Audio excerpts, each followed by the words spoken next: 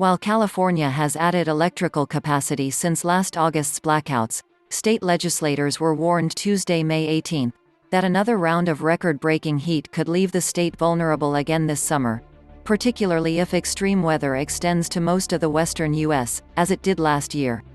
Changes to operations since those 2 days of outages have resulted in guarded optimism on the part of Elliot Mainzer, president of the Independent System Operator, which coordinates energy supplies distributed by utilities to 80% of the state. But climate change is expected to drive increasingly extreme and frequent heat storms over broader geographical ranges. As a consequence, energy imported from other states can be in shortest supply when California needs it most. The issue of imports and another west-wide heat event is the biggest risk and what we're doing most to address, Mainzer told State Assembly Utilities and Energy Committee at its Electrical Reliability Oversight hearing Tuesday.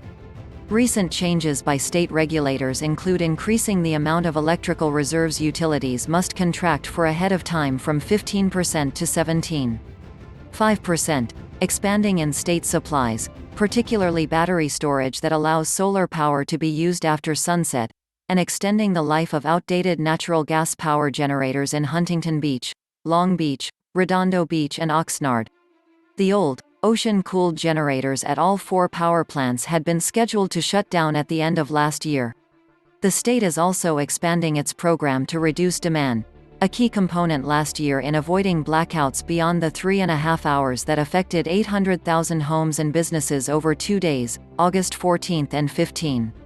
It was the state's hottest August on record. Really, the big difference maker was the effort consumers made to reduce demand, Mainzer said. Among changes made by the California Public Utilities Commission to amplify the difference consumers already make is a pilot program encouraging large industrial and commercial users to get off the grid and operate on diesel generators during times of potential crisis. Marybel Batjer, president of the Public Utilities Commission, told legislators the state is on track to eliminate fossil fuels from the electrical grid by 2045 and reach a clean energy target of 60% by 2030. The shift to renewable energy comes as the increased use of electric cars and home appliances is expected to significantly push demand for electricity.